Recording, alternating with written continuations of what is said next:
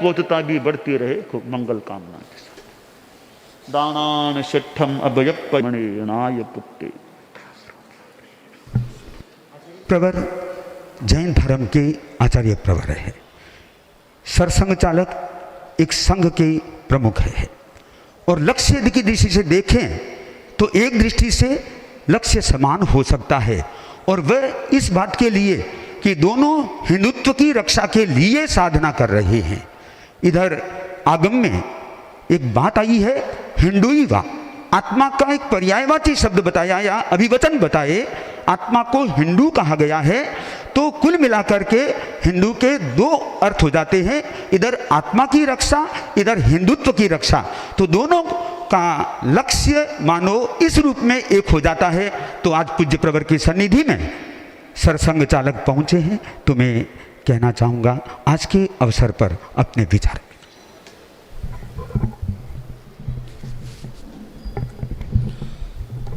परम श्रद्धेय आचार्य श्री के चरणों में वंदन करता हुआ सभी साधुगण साध्वीगण को विनम्र नमस्कार करता हुआ मैं अपना निवेदन प्रस्तुत करता हूँ। वैसे यहाँ तो मैं कई अच्छी बातें सुनने के लिए आता हूँ, क्योंकि इधर अध्यात्म का काम है, उधर भौतिक जगत का काम है। ऐसा माना जाए तो भी अपने देश में सब बातों का आधार अध्यात्म ही है। तो हमारे यहाँ मिलकर सबने चलना, सबकी मिलकर उन्नति होना, एक दूसरे में दूरी द्वेष शत्रुता पैदा नहीं होना, एक दूसरे के साथ आत्मीयता का भाव रखते हुए एक दूसरे को सहायता करते हुए आगे बढ़ना, ये जो काम है वो धर्म का काम कहा गया है। और उस धर्म का श्रीमद् भागवत में चतुष्पाद रूप 4 पाद उसके बताए गए। पहला है सत्य। तो सारी बात सत्य के आधार पर ही होती है। जो है उसके साथ जो चलता है वो चलता है, जो है उसके मुख मोड़ कर जो नहीं है उसके पीछे दौड़ने वाला ठोकर खाता है। ये तो समझ में आने वाली बात है। और इसलिए हमारे भारतवर्ष में सत्य का अन्वेषण हुआ है, और सत्य का अन्वेषण करने के बाद ये पाया गया है, जैसा हमारे यहाँ एक शब्द आया अभी, अनेकांतवाद, कि सत्य का दर्शन तो मैं कर रहा हूँ लेकिन मेरी आंखों से कर रहा हूँ, और मैं जिस तरफ हूँ उधर से देख रहा हूँ। तो मैं जो देख रहा हूँ वही सही है, बाकी गलत है, ऐसा नहीं हो सकता। तो जितने सारे देख रहे उन सबका देखना और उसका प्रत्यक्ष होना, इसका जो कुल मिलाकर आता है कुछ स्वरूप, वो सत्य है। वो मैं अकेला नहीं जान सकता।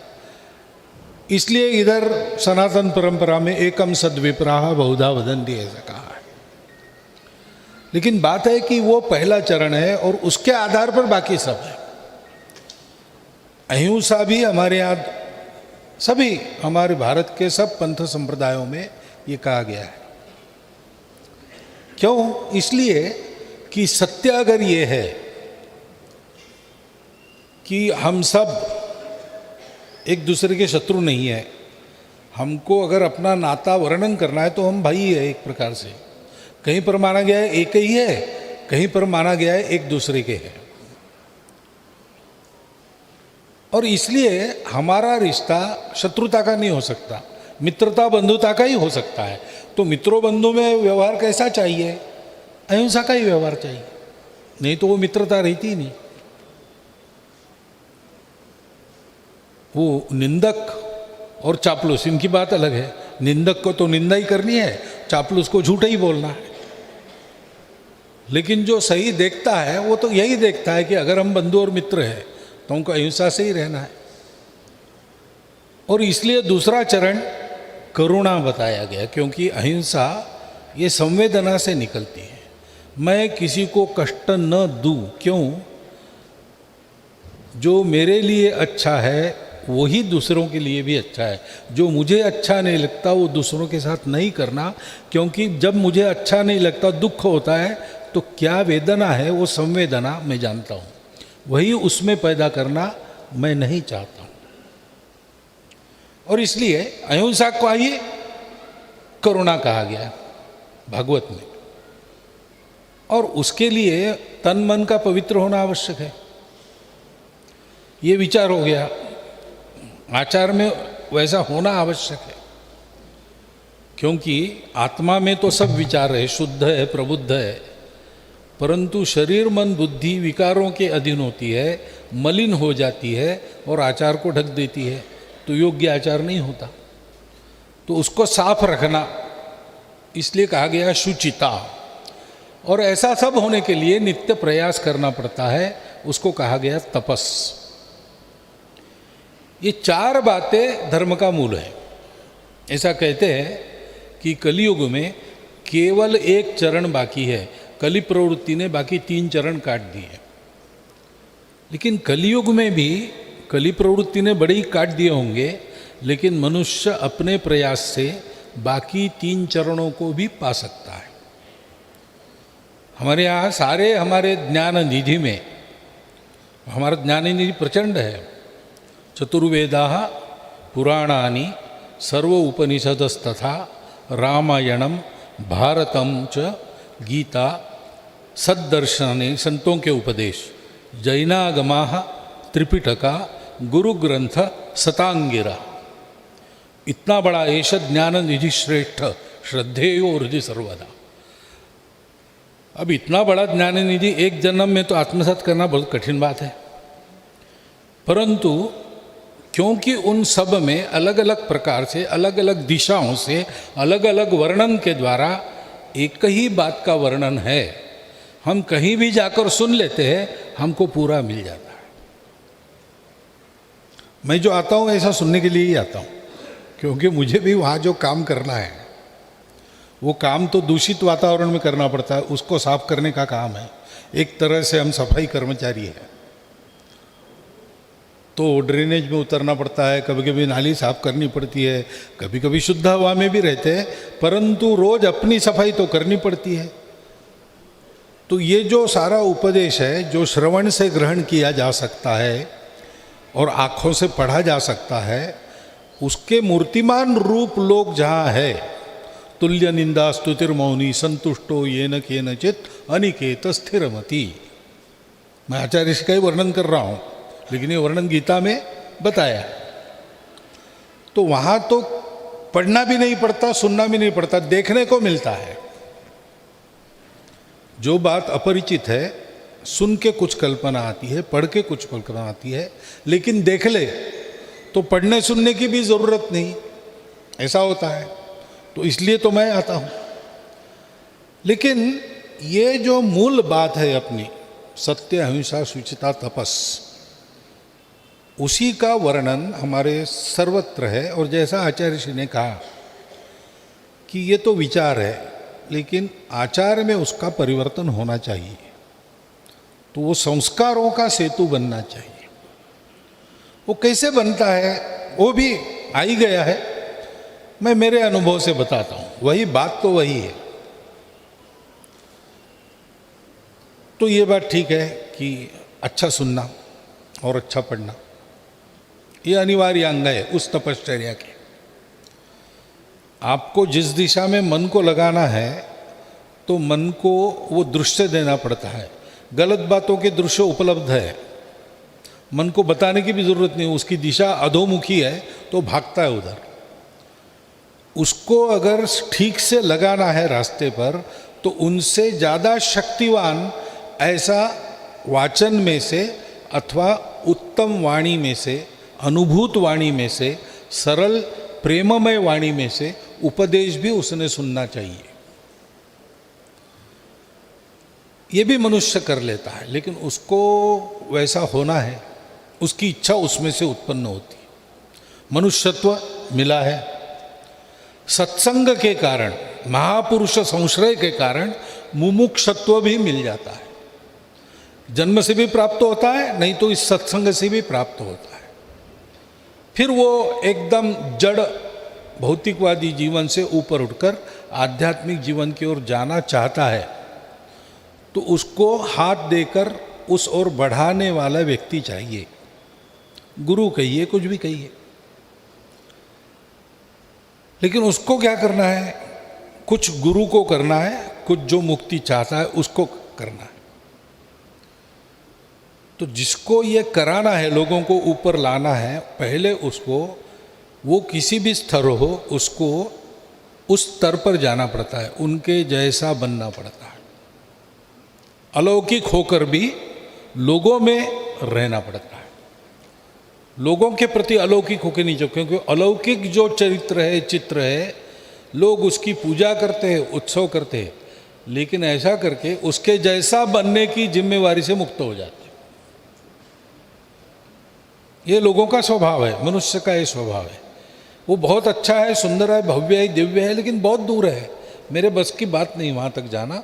तो मैं उसका तो जय जयकार करूँगा, जयंती पुण्यतिथि पूजा उत्सव सब करूँगा, मैं जहाँ है वहीं रहूँगा, अपना काम नहीं हो। लेकिन वो अच्छा है, तो फिर वो अच्छाई तक का जो रास्ता है, जो बड़ा कंटकाकीर्ण लगता है, मेरे जैसा कोई अगर 2 कदम आगे जा रहा है तो मैं उसका हाथ पकड़ के, वो जाता है मेरे जैसा ही है, तो 2 कदम तो मैं भी जा सकता हूँ। तो गुरु को 2 कदम आगे उस रास्ते पर अपने शिष्य के निकट रहना पड़ता है। ये विशेषता है। हम सनातनी परंपरा में कहते गुरु गोविंद दोनों खड़े, काके लागू पाए। और गुरु के क्योंकि गुरु का सामर्थ्य है, गोविंदों के भी सामने खड़ा रखता है। इतने सामर्थ्यवान गुरु है, लेकिन वो जब अपना काम करते हैं तो वो शिष्य के निकट, शिष्य को लगता है थोड़ा ही आगे है, उतना आगे जाके देखता है तो उसको ध्यान में आता है और थोड़ा आगे है। थोड़ा थोड़ा थोड़ा करके गुरु शिष्य को कितना आगे ले जाता है। ये शिक्षा देने की कला है। जिसको सिखाना है उसके स्तर पर आकर वो समझे ऐसा, उसका आगे बढ़ने का उत्साह कायम रहे, इतना आगे रहना। और शिष्य को यह करना पड़ता है कि गुरु ने अगर हाथ बढ़ाया तो मैं भी थोड़ा अपने पंजों पर ऊंचा खड़ा हूं, एड़िया उठाऊं तो मैं हाथ पकड़ सकूं। ऐसा जो आलसी है, जो कहता है कि गंगा अगर पवित्र है तो मैं बिस्तर पर लेटा हूं, मेरे पास आके मुझे पवित्र करे, तो गंगा के भी आकर पवित्र नहीं करती। एक ही बार हमने गंगा यात्रा निकाली थी, सारे देश में गंगा का जल लेके गए थे, लेकिन उसमें भी जिन लोगों ने अपने घर के बाहर रास्ते तक आने का कष्ट किया उन्हीं को मिला, बिस्तर पर गंगा नहीं मिलती। तो शिष्य को भी प्रयास करना पड़ता है। प्रयास का उत्साह जागृत रहता है जब वो देखता है कि हाँ ये हो सकता है, ऐसा हुआ है, मेरे साथ अन्य लोग भी कर रहे हैं। यानी महापुरुष हो गए, महापुरुष बनने वाले आगे आगे बढ़ रहे हैं, और मेरी पीढ़ी तक मेरे जैसे लोग प्रयास करके आगे बढ़ रहे हैं। वहाँ तक जब पहुँचेंगे, लेकिन आगे तो बढ़ रहे हैं, ये उसको दिखना चाहिए। इसलिए हमारे समूह में भी एक वातावरण रखना पड़ता है अच्छाई का। और ये काम जहाँ होता है वहाँ ये सारी बातें बढ़ती है। तो मैंने कई बार बताया भी है और आप भी जानते हैं। अभी मैं यहाँ बैठा सुन रहा था, दोनों प्रवचनों में मैंने सोचा कि मैं संघ का विचार और संघ की कार्य पद्धति ही सुन रहा हूँ, तो इतनी समानता है। अब हमारे पास आध्यात्मिक अनुभूति वाले सब लोग हैं ऐसा नहीं है, इसी प्रकार सब काम करते हैं, लेकिन जितना वो आगे बढ़े अध्यात्म के बारे में उतना ही बोलते हैं हम संघ में, उससे ज़्यादा नहीं बोलते।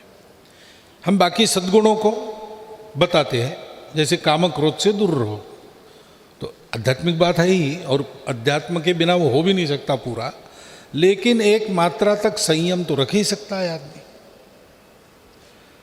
दूसरों के मन की चिंता करो, दूसरों को अपना कष्ट नहीं देना चाहिए, अपने कारण दूसरों को कष्ट नहीं मिलना चाहिए, ये तो कर ही सकता है आदमी। तो ये जो आचार है वो बनता कैसे है? छोटी छोटी बातें हम 2 कदम आगे की बताते हैं और आदत करवाते हैं। एक अंग्रेजी में एक वाक्यों का क्रम है, 4 वाक्यों का। Reap an action, sow an action, reap a habit. एक कृति बो, वो बार बार करते तो एक आदत काटो। जैसे बीज बोते हैं, आदत काटते हैं। तो sow an action, reap a habit, sow a habit, reap a nature.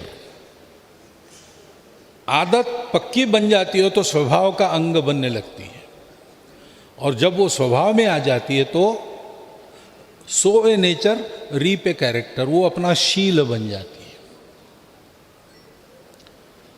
तो ये कैरेक्टर बनाना, राष्ट्रीय और व्यक्तिगत चारित्र्य बनाना, इसके लिए छोटी छोटी बातों की आदत कराना।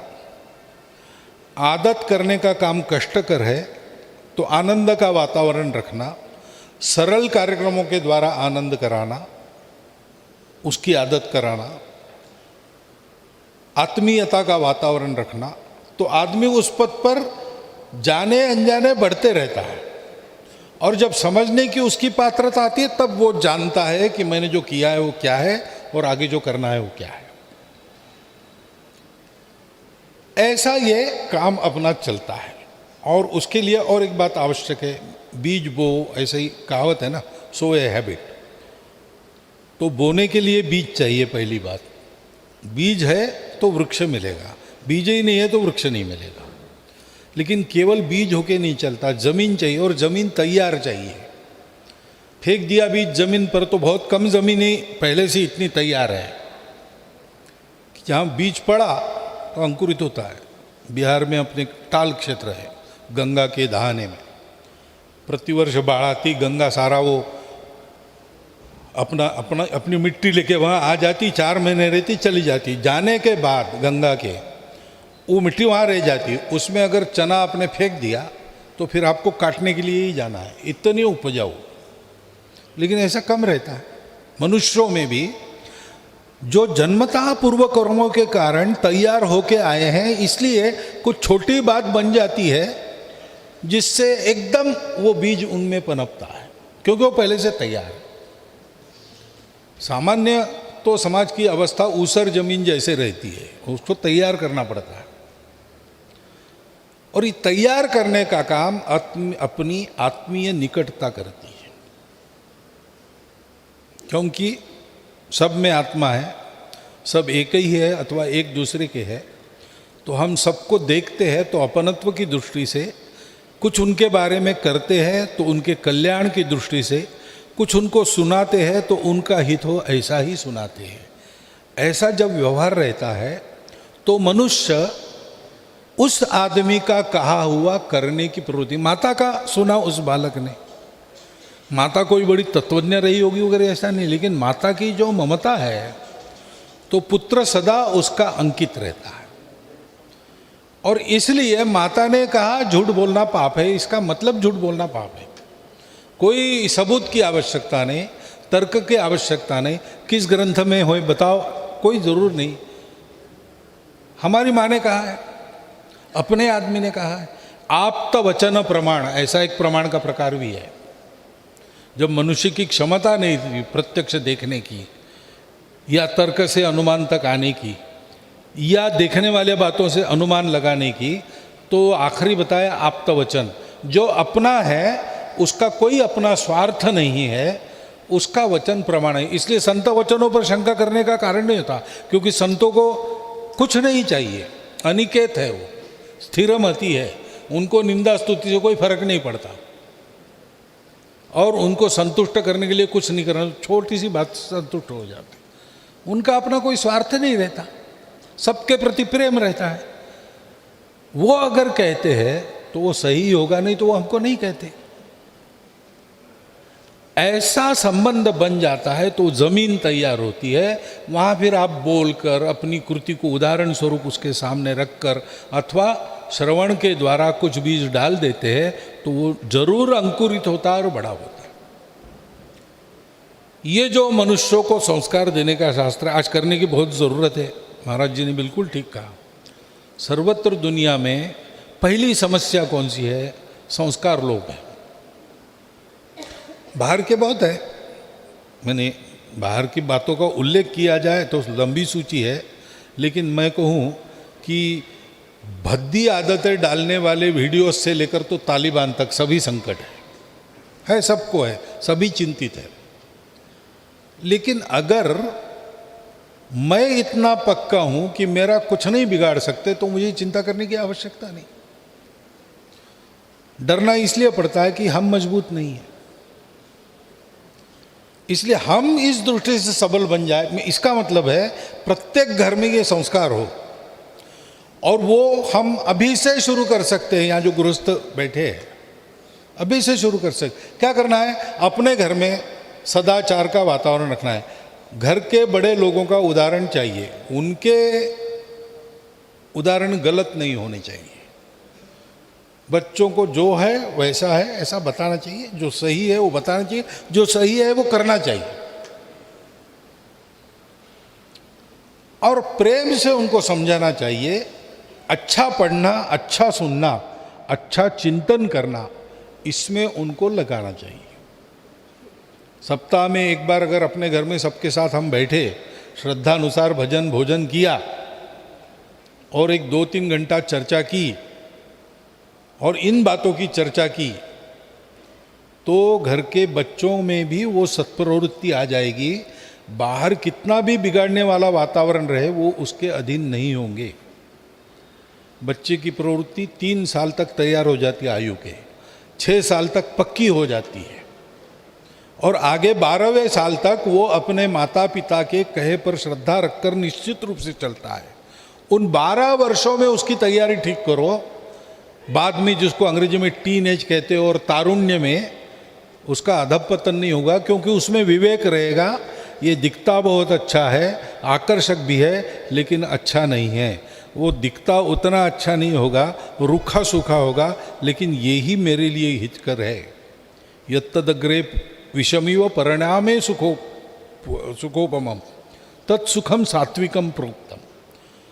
तो सुख की ओर सब भागते हैं, लेकिन सात्विक सुख कौन सा है ये पहचानने का विवेक उसका तैयार हो जाता है, फिर वो नहीं बिगड़ता। तो आपने कुछ संकेत किया, मैं क्या बोलूं उस पर मैं बोला हूं। उपदेश करने का मेरा भाव नहीं है। आप सबसे जो सुना है वो मेरे शब्दों में प्रक्रिया करके मैं आपके सामने रखता हूं। आपने सुना, मैं कृतज्ञ हूं। बहुत बहुत धन्यवाद।